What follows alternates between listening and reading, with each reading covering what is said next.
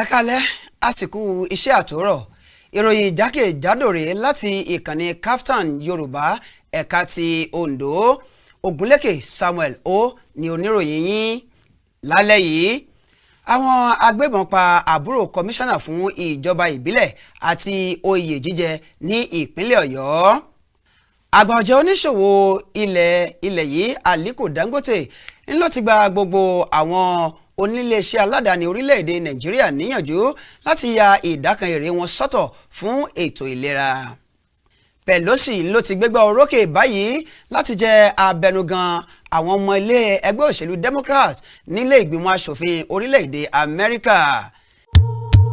Yorùbá ló làṣà, Yorùbá ló níṣe. Gẹ́gẹ́ bí ọmọ Yorùbá àtàtà, àṣà àti ìṣe ọmọlúwàbí wa ló jẹ wá lógún. Torí bọ́kọ̀ ròkun bórọ̀ṣà yóò darí padà sébùté tẹnitẹni. Èkísà ń ta àtàn. Bẹ́ẹ̀ sì ni àjòkò ní dùndùndùn kó nílé ó mọ̀rẹ́lé. Ọmọ tó gbàgbé ilé ó sàpò ìyàkọ́. Bẹ́ẹ̀ làwọn àgbà wí. Ìkànnì kan ń bọ̀ lórí afẹ́fẹ́ láìpẹ́ lórí DECODER STARTIMES. Bàbá perí akọni àfidàlálẹ̀ gàràgà. KAFTAN TV Yorùbá ni mò ń perí ẹ̀. Ìròyìn àsìkò láì fi gbá kan bọ̀ kan nínú. Àwòrán tó mọ́ gaara bí odò kírísítálì, àwọn ètò tó kún fún ọ̀pọ̀lọpọ̀ ọgbọ́n, ìròyìn eré ìdárayá, orin àtijọ́ àtàwọn àjá àbálẹ̀ orin ìgbàlódé, eré oníṣe àti sinimá àgbéléwò lóríṣiríṣi, ìtàn ilẹ̀ Yorùbá àtàwọn akọni wa, àwọn ohun ìṣẹ̀ǹbáyé bí a ti ń ṣe nígbà ìwáṣẹ̀, ètò ẹlẹ́sìn jẹ̀sìn àtàwọn ọ̀rọ̀ tó ń lọ láwùjọ wa. Mélòó la fẹ́ kà lẹ́yìn Adípèlé lórí ìkànnì KAFTAN TV Yorùbá. À ń pò ó pọ̀ lọ́wọ́lọ́wọ́. Bó bá igi náà tán, ọmọdé tàgbà ni ó bù láńbẹ́. Ó ń bọ̀ dẹ̀dẹ̀dẹ̀. Ẹ kú ojú lọ́nà ẹ̀. KAFTAN TV Yorùbá, ṣàfojúsùn ayé tó rẹwà. Àwọn agbébọn pa àbúrò kọmíṣánná fún ìjọba ìbílẹ̀ àti oyè jíjẹ ní ìpínlẹ̀ Ọ̀yọ́. Àwọn ọ̀daràn agbébọn kan tí ẹnikẹ́ni kò tí ì mọ̀ náà ni ìròyìn fi yé ni pé wọ́n pa àbúrò ayaba Fúnmiláyọ̀ Òrìṣàdèyí tí ó jẹ́ kọmíṣánná fún ìjọba ìbílẹ̀ àti oyè jíjẹ ní ìpínlẹ̀ Ọ̀yọ́. Ọmọkùnrin ọ̀hún tí orúkọ rẹ̀ ń jẹ́ Òrìṣàdèyí Adédòkun ni wọ́n yìnbọn fún ní agbègbè Ìdíṣin ní ìlú Ìbàdàn tí ọmọdékùnrin ọ̀hún sì gbèkúrújẹ lẹ́wọ̀ ẹ̀bọ̀ra. Nígbà tí ó ń fìdí ìṣẹ̀lẹ̀ ọ̀hún múlẹ̀, alukoro iléeṣẹ́ ọlọ́pàá ní ìpínlẹ̀ Ọ̀yọ́ SP Olúgbémiga Fádèyí ní ọwọ́ àwọn ti tẹ afurasí kan tí orúkọ rẹ̀ ń jẹ́ Joseph. Ó fi kún ọ̀rọ̀ rẹ̀ wípé wọ́n ti gbé òkú ọmọdékùnrin náà lọ sí ilé ìgbókùsí ti iléeṣẹ́ ìṣègùn òyìnbó ti Adéọ̀yọ́ ní ìlú Ìbàdàn. Ó ní ìròyìn tó ń tẹ àwọn lọ́wọ́ sọ wípé àwọn aṣekúpani ọ̀hún kò gba nǹkan ní ọmọdékùnrin yìí lọ bí tí wù kó rí.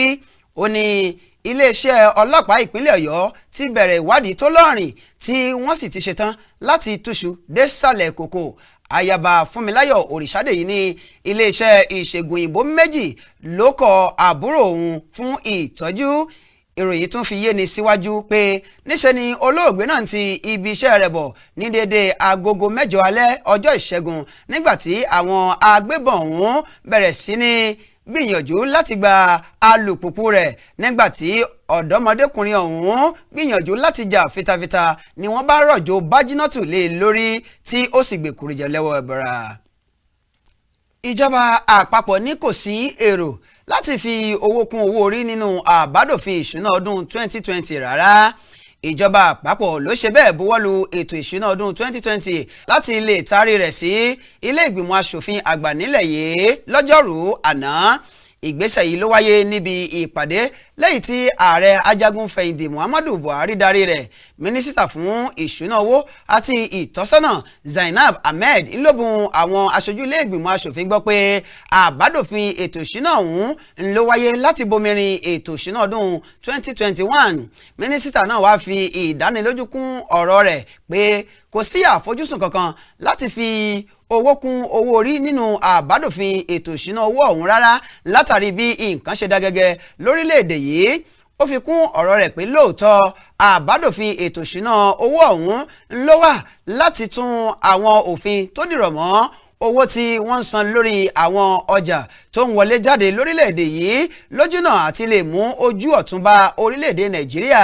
Nígbà tí wọ́n bi mínísítà náà léèrè pé báwo ni ó ṣe fẹ́ fi dá àwọn ọmọ orílẹ̀‐èdè Nàìjíríà lójú pé àbádòfin ètò ìṣúná owó náà kò tún ní mú ayé le fún àwọn ọmọ orílẹ̀‐èdè Nàìjíríà. ó ní bí wọ́n bá rántí pé àbádòfin ètò ìṣúná ọdún 2019 ń ló dín owó orí ọjà kù fún àwọn olókoòwò léyìí tí ó sì jẹ́ kí ìrọ̀rùn dé bá wọn nídìí okòwò wọn. Ilé-ẹjọ́ kòtẹ́milọ́rùn dá àwọn aṣòfin tí ilé ìgbìmọ̀ aṣòfin ìpínlẹ̀ Ondo kọ̀wé gbélé ẹ̀ fún padà sípò wọn. Ilé-ẹjọ́ kòtẹ́milọ́rùn tó fìdí kalẹ̀ sí ìlú Àkúrẹ́ lánàá ọjọ́rùú ló dá ẹjọ́ tí àwọn olórí ilé ìgbìmọ̀ aṣòfin ìpínlẹ̀ Ondo pè lẹ́yìn tí ilé-ẹjọ́ kékeré ti dájọ́ pé kí àwọn aṣòfin náà padà sí ipò wọn dànù.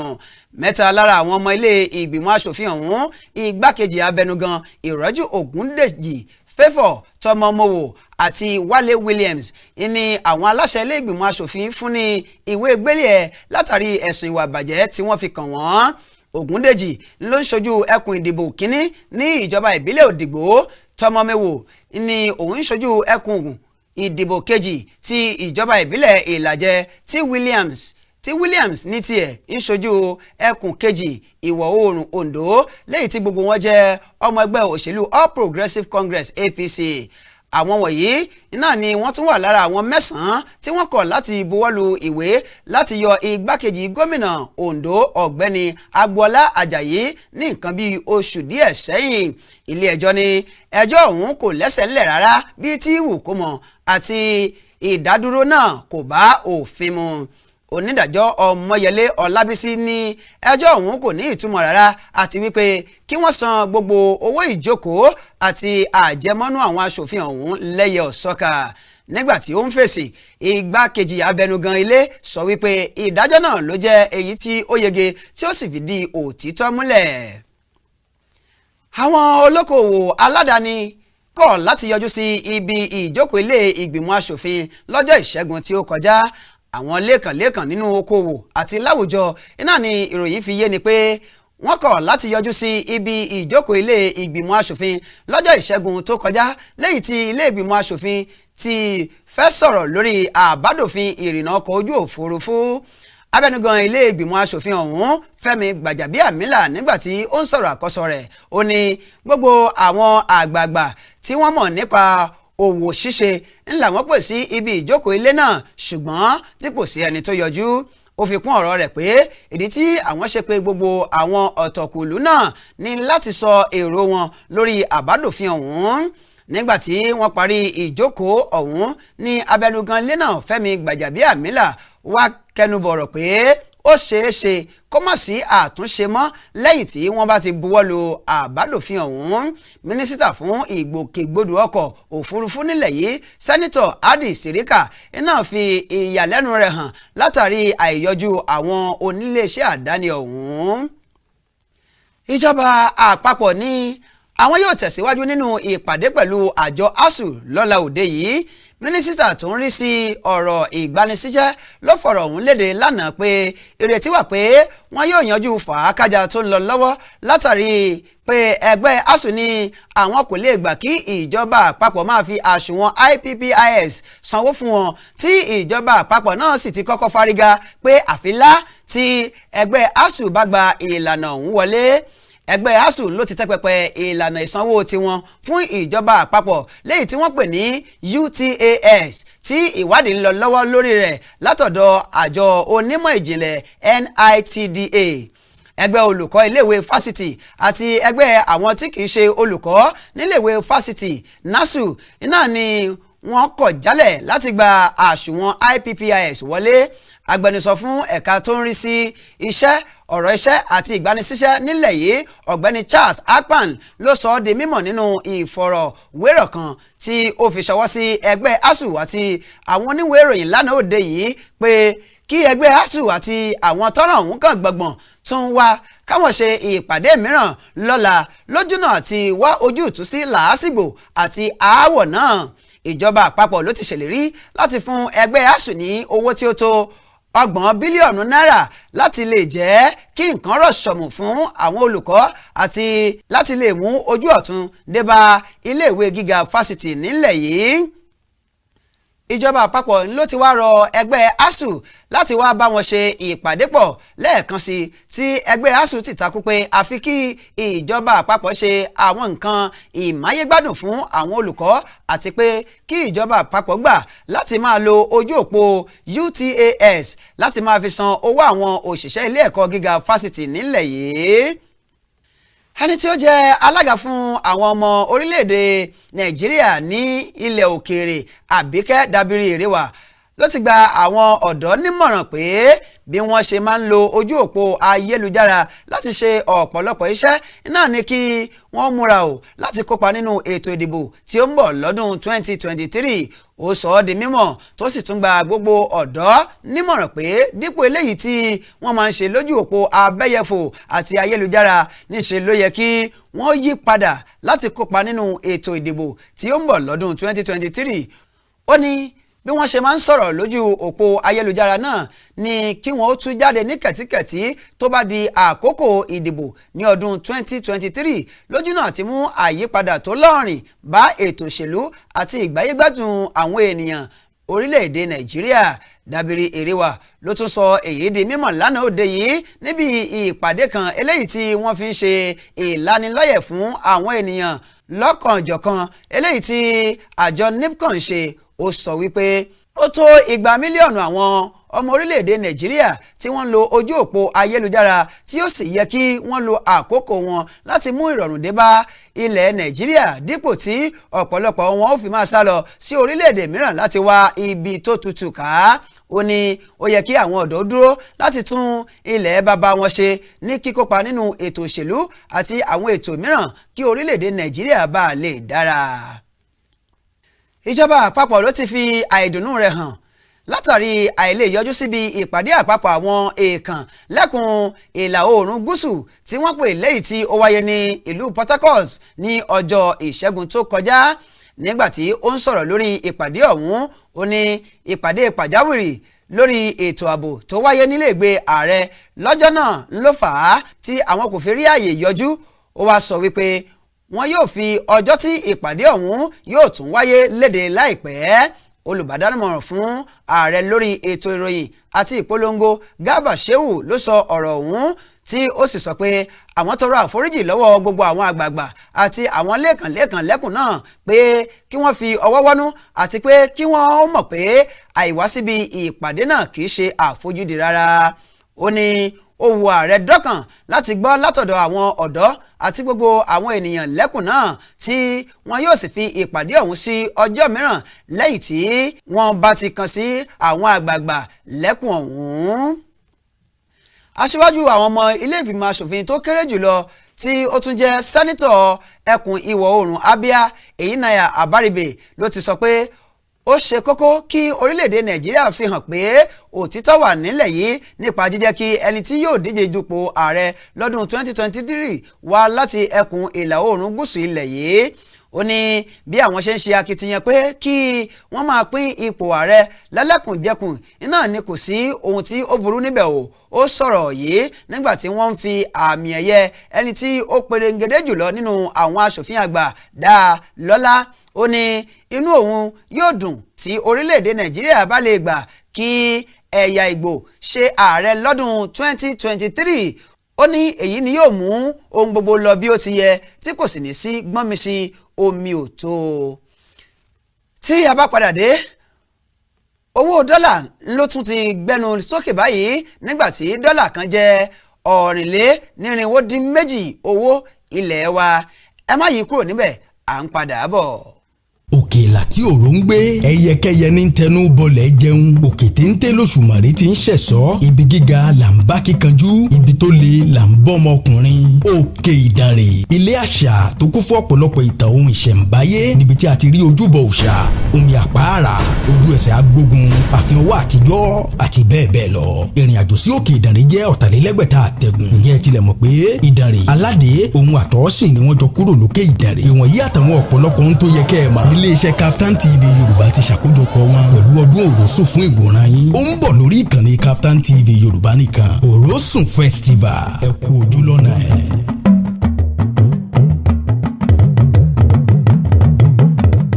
KAFTAN TV la wà ń wò. KAFTAN TV kárí ayé.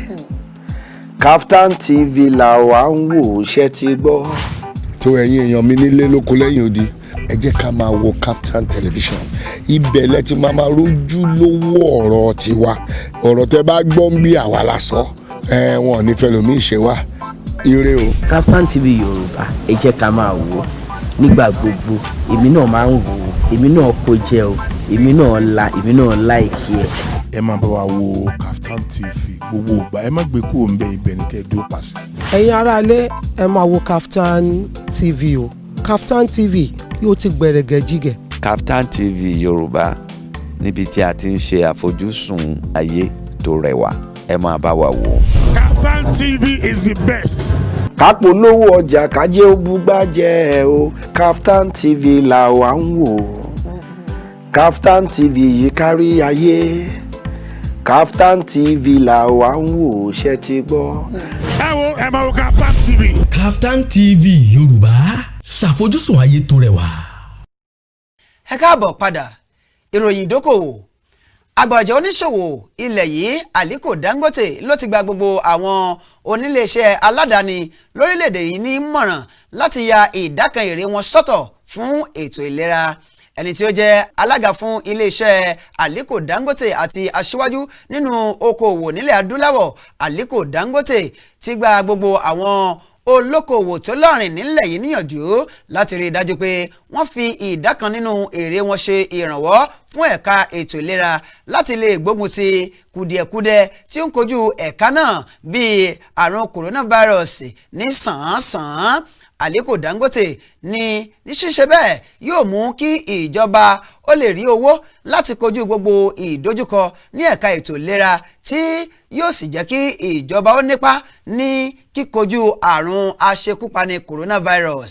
Ó tẹ̀síwájú pé owó ọ̀hún yóò ran ẹ̀ka ọ̀hún lọ́wọ́ láti rí oògùn tí ń gbógun ti àrùn coronavirus kó fún àwọn tí àrùn náà bá ń bájà nílẹ̀ yìí àti ní gbogbo ilẹ̀ adúláwọ̀ ìyíhun tí gbogbo ilẹ̀ adúláwọ̀ bá lè fi ọwọ́ sowọ́pọ̀ tí wọ́n sì fìmọ̀ ṣọ̀kan. Àgbàjọ oníṣòwò ọ̀hún ló sọ̀rọ̀ yìí nígbà tí ó ń fèsì sí ìbéèrè kan tí olùdarí ètò Francine Lacroix bí lákòókò tí wọ́n wà ní ibi àpérò kan lẹ́yìn tí wọ́n ti ń jíròrò lórí ọ̀nà àbáyọ sí ètò ìlera tí ó da gẹ́gẹ́ nílẹ̀ yìí. Lára àwọn tó tún sọ̀rọ̀ níbi àpérò ọ̀hún ni alága fún Flagship Pioneering tí ó tún wà lára àwọn olùdásílẹ̀ iléeṣẹ́ ọ̀hún dókítà Noba Afẹ́yàn àti ẹni tí ó jẹ́ ọ̀gá àgbà lẹ́ka ètò ẹ̀kọ́ nípa ètò ìlera níléèwé gíga ìṣègùn òyìnbó Harvard nílẹ̀ Amẹ́ríkà oníṣègùn òyìnbó Paul Farmer. Owó dọ́là ló tún ti gbẹnu sókè báyìí nígbàtí dọ́là kan jẹ́ $492 owó ilẹ̀ wa. Lọ́jọ́rú àná ni owó ilẹ̀ wa tún yòrò sí i nígbàtí wọ́n ta dọ́là kan ní $492 náírà owó ilẹ̀ wa. Náà ló jẹ́ pé wọ́n tà ní $495 ní ọjọ́ ajé ní ìjáwálẹ̀ $490 tí wọ́n tà lọ́jọ́ ẹtì. Lójú ọjà àgbáyé ní ọjọ́rú ni owó dọ́là tún gbẹnu sókè tí ó mú owó ilẹ̀ wa já wálẹ̀ sí i. Báǹkì àpapọ̀ ilẹ̀ wa ló fi pípààrọ̀ tiẹ̀ sí $490 láti inú oṣù kẹjọ léyìí tí ó jẹ́ owó ilẹ̀ wa. Adarí àgbà nípa ọ̀rọ̀ owó àti ọ̀gá àgbà nínú ìmọ̀ pàṣípààrọ̀ owó ọ̀gbẹ́ni Bismarck Rewane sọ fún àwọn oníròyìn láti orí ẹ̀rọ ìbáraẹnisọ̀rọ̀ pé báǹkì àpapọ̀ ilẹ̀ wa yóò sa gbogbo ipá wọn láti rí i dájú pé owó ilẹ̀ wa kò ní já wálẹ̀ mọ́. Àjọ tó ń bójútó ètò ìbáraẹnisọ̀rọ̀ ló ti ní iye àwọn tó ń lo ẹ̀rọ ìbáraẹnisọ̀rọ̀ ti lé pẹ̀lú mílíọ̀nù 54 ènìyàn báyìí. NCC lọ́jọ́rùú fi léde pé iye àwọn tó ń lo fóònù dáadáa nílẹ̀ yìí ló ti lé ní mílíọ̀nù 54 ènìyàn yàtọ̀ sí ọdún 5 sẹ́yìn. Alága àjọ NCC Umaru Dambata ló sọ̀rọ̀ yìí nígbà tí ó ń léwájú àwọn ikọ̀ rẹ̀ lọ sí ọ̀dọ̀ Emir ti ìlú Kano Nasir Ado Bayero ní ìlú Kano gẹ́gẹ́ bí ọ̀kan lára ètò ìlanilọ́yẹ̀ wọn. Dambata ní NCC ló ti jáwé sí akitiyan wọn láti ọdún 5 sẹ́yìn léyìí tí ó sì ti mú èso rere wá báyìí. Ọ̀gá àgbà NCC náà ní ẹ̀ka ìbáraẹnisọ̀rọ̀ ló ti pèsè ìdá 8 sí ìdá 14 sínú àsùnwọ̀n orílẹ̀-èdè Nàìjíríà nígbàtí iye àwọn tí ó ń lo fóònù fò fẹ̀rẹ̀ láti 150 sí 200 mílíọ̀nù ó lé díẹ̀. Ó ní àwọn tí ó ń lo owó fún ojú òpó ayélujára náà ti gbẹnu sókè kúrò ní 50 sí 150 mílíọ̀nù ènìyàn léyìí tí ó sì mú ìdókòwò ẹ̀ka ọ̀hún fò fẹ̀rẹ̀ láti bílíọ̀nù 28 sí 50 bílíọ̀nù. Nígbàtí ó ń fèsì, Emir àti Bichi Ado Bayero ní ẹ̀ka náà ló ti ṣe takuntakun léyìí tí kò sì sí ohun tí ó fà sẹ́yìn ní ẹ̀ka ọ̀hún bó ti wù kí ó rí. Àjọ AMCON náà ni wọ́n ti gbẹ́sẹ̀ lé ọ̀pọ̀lọpọ̀ dúkìá àti àsùnwọ̀n owó Jimoh Ibrahim látàrí gbèsè tí ó tó 69 bílíọ̀nù lé díẹ̀ ní mílíọ̀nù 4 náírà. Àjọ tó ń rí sí ohun ìní ní ọjọ́rú àná ló ti kó owó tí ń bẹ nínú àsùnwọ̀n Jimoh Ibrahim tí wọ́n sì tún gbẹ́sẹ̀ lé àwọn ohun ìní rẹ̀ tí ó tó 12 látàrí gbèsè tí ó tó 69 bílíọ̀nù lé díẹ̀ ní mílíọ̀nù 4 náírà. AMCON ní ìgbésẹ̀ ọ̀hún ló wà ní ìbámu pẹ̀lú àṣẹ onídàájọ́ RM Aikawa ti ilé-ẹjọ́ gíga ẹ̀ka ti ìpínlẹ̀ Èkó.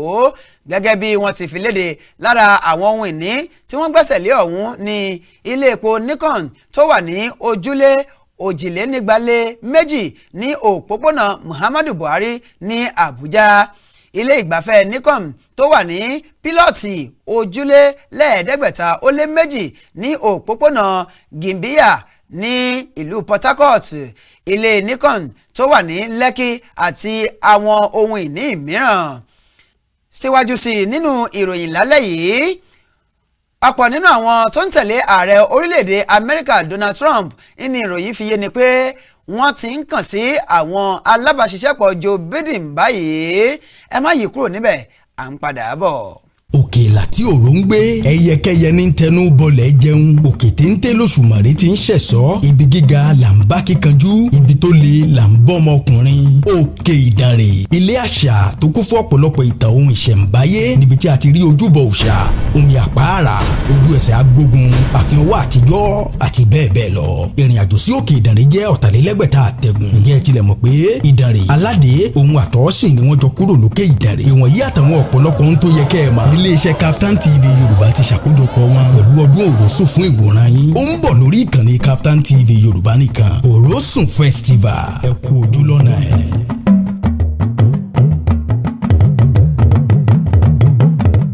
KAFTAN TV là wá ń wò KAFTAN TV kárí ayé KAFTAN TV là wá ń wò ṣe ti gbọ́. tó ẹ̀yin èèyàn mi nílé lóko lẹ́yìn odi ẹ jẹ́ ká máa wo KAFTAN television ibẹ̀ lẹ ti máa rójú lówó ọ̀rọ̀ tiwa ọ̀rọ̀ tẹ́ bá gbọ́ ń bí àwa la sọ wọn ò ní fẹ́ lómi ìṣe wa ire o. KAFTAN TV Yorùbá ẹ jẹ́ ká máa wò ó nígbà gbogbo èmi náà máa ń wò ó èmi náà kó jẹ o èmi náà láìkí ẹ. ẹ máa bá wa wo KAFTAN TV gbogbo ìgbà ẹ má gbé kúrò ń bẹ ibẹ̀ ní kẹ́ ẹ dúró pàṣẹ. ẹ̀yin aráalé ẹ máa wo KAFTAN TV o KAFTAN TV yóò ti gbẹ̀rẹ̀gẹ̀ jígẹ̀. KAFTAN TV Yorùbá níbi tí a ti ń ṣe àfojúsùn ayé tó rẹwà ẹ máa bá wa wò. KAFTAN TV is the best.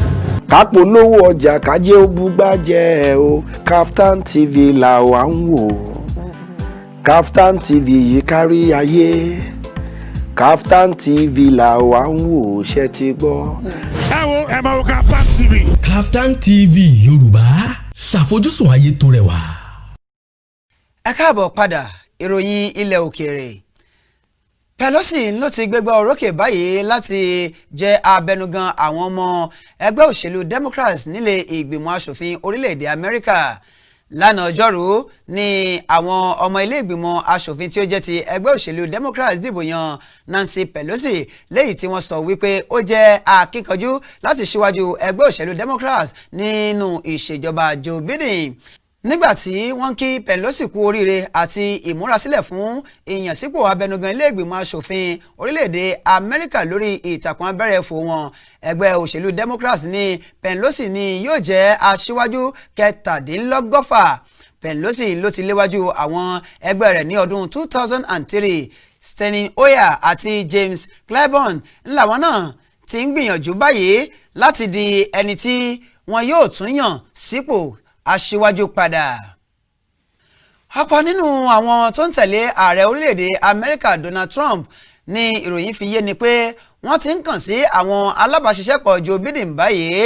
Lára àwọn tó bá Donald Trump ṣèjọba pẹ̀lú àwọn èèkàn tó fi ipò wọn sílẹ̀ lóṣù díẹ̀ sẹ́yìn ni ló ti ń ṣe kúbẹ́kúbẹ́ kàn sí àwọn alábàáṣiṣẹ́pọ̀ ààrẹ tí ìlú ṣẹ̀ṣẹ̀ dìbò yàn ní orílẹ̀-èdè Amẹ́ríkà èyí Joe Biden báyìí. Ọ̀rọ̀ ọ̀hún lórí bẹ́ẹ̀ látàrí bí ààrẹ Donald Trump ṣe kọ̀ jálẹ̀ láti gba èsì ìdìbò tí ó gbé Joe Biden wọlé léyìí tí ó sì fẹ́ máa dá yanpanyanrin sílẹ̀ tí ọ̀rọ̀ ọ̀hún sì ti wá ń sú àwọn tí ó jẹ́ ti Donald Trump gan-an. Lára àwọn ìgbìmọ̀ ààrẹ Donald Trump tẹ́lẹ̀ pé kíkàn sí àwọn alábàáṣiṣẹ́pọ̀ Joe Biden náà ní láti ràn wọ́n lọ́wọ́ ní kíkọ́ wọn ní ọ̀nà àátọ̀ fún ìṣèjọba tó sànmọ́nà fún ìgbáyégbádùn àwọn ènìyàn orílẹ̀-èdè Amẹ́ríkà. Bó tilẹ̀ jẹ́ pé àrùn coronavirus ń ṣòro bí agbọ́n, síbẹ̀ àgbà ọ̀jẹ̀ nínú iṣẹ́ àgbẹ̀ nílẹ̀ adúláwọ̀ ni wọ́n ti ṣe ìfilọ́lẹ̀ ojú tuntun sí iṣẹ́ àgbẹ̀ jákèjádò ilẹ̀ adúláwọ̀. Ìfilọ́lẹ̀ ojú tuntun ọ̀hún ni ó wáyé ní Nairobi tí ó jẹ́ olú ìlú orílẹ̀-èdè Kenya níbi tí wọ́n ti ṣe ìfọ̀rọ̀wánilẹ́nuwò fún àwọn adarí iléeṣẹ́ àgbẹ̀ tí ó tó 41 léyìí tí ìròyìn fi yé ni pé àwọn adarí ọ̀hún ni wọ́n ti gùnlé ìpinnu wọn eléyìí tí wọ́n ti pinnu tẹ́lẹ̀ kí ìbúrẹ́kẹ́ àrùn coronavirus tó wọlé dé léyìí tí ó sì ṣe ọ̀pọ̀lọpọ̀ àkùdé fún ọrọ̀ ajé àti ọ̀gbìn ní gbogbo ilẹ̀ adúláwọ̀. Nínú ìwádìí tí àjọ KPMG ṣe iná ni wọ́n ti fi ojúrinjú pẹ̀lú àwọn àgbà ọ̀jẹ̀ nínú iṣẹ́ àgbẹ̀ tí ó lé 39 láti orílẹ̀-èdè 8 ní ilẹ̀ adúláwọ̀. Lára àwọn orílẹ̀-èdè náà ni orílẹ̀-èdè Nàìjíríà, orílẹ̀-èdè Cote d'Ivoire, Ghana, Kenya, Mozambique, Rwanda, Tanzania àti Zambia wà. Ìwádìí tún tẹ̀síwájú wípé kò dín ní àwọn orílẹ̀-èdè tí ó tó 180 láti orí ìtàkùn ayélujára tí wọ́n fi ọ̀rọ̀ wá lẹ́nu wò. Olùdíje sí ipò ààrẹ ní orílẹ̀-èdè Uganda Bobi Wine ní ọwọ́ tún ti tẹ̀ fún ìgbà kejì látàrí pé ó ń bu epo sí ìfẹ̀hónúhàn tí ó ń ṣẹlẹ̀ ní orílẹ̀-èdè náà. Èyí ló jẹ́ ìgbà kejì tí wọ́n yóò gbé olùdíje sí ipò ààrẹ ní orílẹ̀-èdè Uganda Bobi Wine nínú oṣù yìí látàrí pé ó tẹ̀síwájú láti máa dá omi àlàáfíà orílẹ̀-èdè náà rú ní rúná sí ìfẹ̀hónúhàn tí ó ń ṣẹlẹ̀ níbẹ̀. Gbajúgbajà olórin tàkasúfèé tó di olóṣèlú ọ̀hún ni wọ́n gbé nígbà tí ó ń ṣe ìpolongo ìbò ní ẹkùn ìwọ̀ oòrùn orílẹ̀-èdè náà. Lójú òpó abẹ́yẹfò rẹ̀ iná ni ó ti kọ wípé láti gba òmìnira kì í ṣe eré rárá ṣùgbọ́n a ó máa sọ ipá wa. Níbẹ̀ náà ló tún ti sọ wípé àwọn ọlọ́pàá ilẹ̀ Uganda ti òun mọ́lé tí wọn kò sì fi òun sílẹ̀ lákòókò tí ó yẹ. Àwọn ọlọ́pàá orílẹ̀-èdè Uganda ni wọn kò tètè dáhùn sí ìpè tí CNN ṣùgbọ́n tí wọ́n kọ sí ojú òpó wọn ní ọjọ́rú pé wọ́n fún okùn ṣòkòtò wọn lé láti dènà àrùn COVID-19. Lẹ́yìn ọ̀pọ̀lọpọ̀ òfin àti ọ̀rọ̀ tí wọ́n ti fi de ìwọ́de àti ìpolongo ní orílẹ̀-èdè náà, Bobi Wine àti àwọn ikọ̀ rẹ̀ ló kọ tí ọ̀gbọ́n sí àwọn ìfiléde ọ̀hún léyìí tí ó sì ṣe okùnfà mímú tí àwọn ọlọ́pàá ilẹ̀ náà tún fi mú sí àkóló wọn lẹ́ẹ̀kejì. Ìròyìn lágbo amúlùdùn. Orílẹ̀-èdè Nàìjíríà ń ṣe ìjọba apàṣẹwàá. DJ Switch ló sọ bẹ́ẹ̀ láti ìgbà tí ó bíánú ju Catherine Ude tí gbogbo ènìyàn mọ̀ sí DJ Switch ti ṣe àkálẹ̀ ìṣekúpani tí ikọ̀ ọmọ ogun orílẹ̀-èdè Nàìjíríà ṣe sí àwọn olùfẹ̀hónúhàn ní 20 oṣù kẹwàá ọdún 2020 ní ọmọbìnrin ọ̀hún ti ń fojú winá ọ̀pọ̀lọpọ̀ wàhálà. Nínú ìfọ̀rọ̀wánilẹ́nuwò tí akọ̀ròyìn CNN Becky Anderson ṣe pẹ̀lú DJ Switch iná ló ti sọ pé ìṣèjọba ajagunfẹ̀yìntì Muhammadu Buhari jẹ́ ìṣèjọba apàṣẹwàá. Ó ní òun kò gbé ọ̀rọ̀ ààrẹ orílẹ̀-èdè Nàìjíríà sọ́kàn rárá látàrí pé láti bẹ̀rẹ̀ ìṣèjọba rẹ̀ ló ti jẹ́ apàṣẹwàá. Ó ní ẹ̀tọ́ ọmọ orílẹ̀-èdè Nàìjíríà ni láti ṣe ìfẹ̀hónúhàn ṣùgbọ́n tí ìjọba tí ó wà lóde ń fi ọwọ́ líle mú ọ̀rọ̀ ọ̀hún nípa lílo ikọ̀ ọmọ ogun láti ṣekúpa ọ̀pọ̀lọpọ̀ àwọn ọmọ orílẹ̀-èdè Nàìjíríà tí ó ṣe ìfẹ̀hónúhàn pàápàá jùlọ ìṣekúpani tí ó ṣẹlẹ̀ sí àwọn olùfẹ̀hónúhàn ní Lekki toll gate ní ìlú Èkó. Switch tún lo àǹfààní náà láti gba gómìnà ìpínlẹ̀ Èkó Babájídé Sanwó-Olú níyànjú pé kí ó sọ òtítọ́ nípa ìṣẹ̀lẹ̀ ọ̀hún.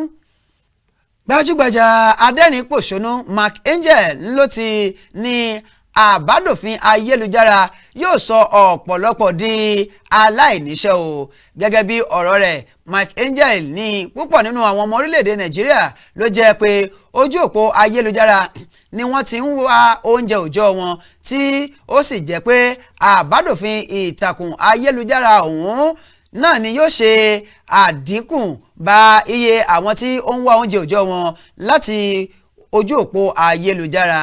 Mike Angel wá gba ìjọba àpapọ̀ àti àwọn alátìlẹyìn àbádòfin ọ̀hún níyànjú láti wá nǹkan mìíràn tí yóò mú ìgbé ayé rere bá àwọn ọmọ orílẹ̀-èdè Nàìjíríà àti ìṣèjọba lé lórí. Ó ní kí àwọn náà wò pé ọ̀pọ̀lọpọ̀ nínú àwọn ọmọ orílẹ̀-èdè Nàìjíríà léyìí tí òun fúnra rẹ̀ wà nínú wọn náà ló jẹ́ pé iṣẹ́ ara wọn ni wọ́n ṣe tí ó sì jẹ́ pé ojú òpó ayélujára iná ni wọ́n ń lò. Ìròyìn eré ìdárayá.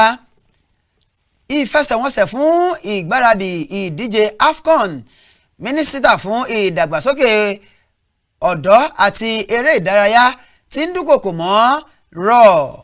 Mínísítà fún ìdàgbàsókè ọ̀dọ́ àti eré ìdárayá nílẹ̀ yìí Sunday Dare ló ti fojú kò mọ́ ṣe wo akọ́nimọ̀ọ́gbá Super Eagles ní ọjọ́rú àná tí ó sì dúnkòkò mọ́ pé àfàìmọ̀ kó má pàdánù iṣẹ́ rẹ̀ gẹ́gẹ́ bí akọ́nimọ̀ọ́gbá Super Eagles. Dare ẹni tó fi àìdùnnú rẹ̀ hàn lórí ìtàkùn abẹ́rẹ́fò rẹ̀ lánàá ọjọ́rú látàrí àìṣedédé tí ikọ̀ Super Eagles nínú àwọn ìfẹsẹ̀wọnsẹ̀ méjì tí wọ́n gbá sẹ́yìn ní ìgbáradì fún ìdíje ilẹ̀ adúláwọ̀ tí ó ń bọ̀. Ó kọ wípé kò dá òun lójú pé RAW mọ iṣẹ́ ọ̀hún dójú àmì látàrí bí ikọ̀ Super Eagles kò ṣe dáadáa rárá nínú ìfẹsẹ̀wọnsẹ̀ méjèèjì tí wọ́n gbá sẹ́yìn tí ó sì wá ṣe bẹ́ẹ̀ gba gbogbo àwọn olólùfẹ́ bọ́ọ̀lù nílẹ̀ yìí níyànjú láti má bínú àti wípé àwọn yóò ṣe ohun tí ó tọ́ àti ohun tí ó yẹ.